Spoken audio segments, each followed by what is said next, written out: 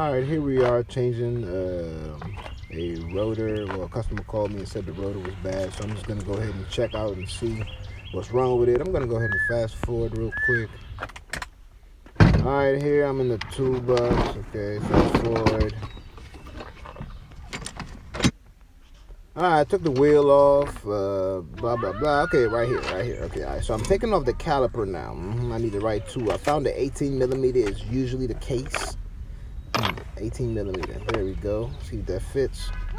And snug. Alright, fast forward to when I got it off. Okay, here you see me trying to find the proper tools to fit. Alright. It's not that tight, so I'm going to go ahead and crack that loose. Got it, baby. Alright, we're going to go ahead and fast forward again. Alright, so here you see me unscrewing the top one again manually because that is how you got to do it sometimes. We're going to go ahead and fast forward so we can see what's underneath this mess. Alright, so we got the caliper hanging nicely. We're taking off the rotor, which has a wheel bearing that's supposed to be in there, but as you can see, the wheel bearing has eaten the knuckle completely off. And oh my gosh, the whole thing would have to be replaced.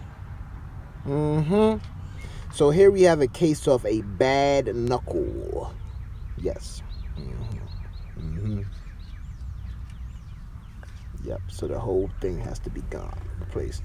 If this has been repaired before the bearings ate up the knuckle, then everything would have been different. But customer has to get the whole knuckle now, and work has to be done. So we're gonna just go ahead and put everything back together and get up out of here. So you guys have a nice day. Nathan, say have a nice day. Okay, have a nice day. Alrighty.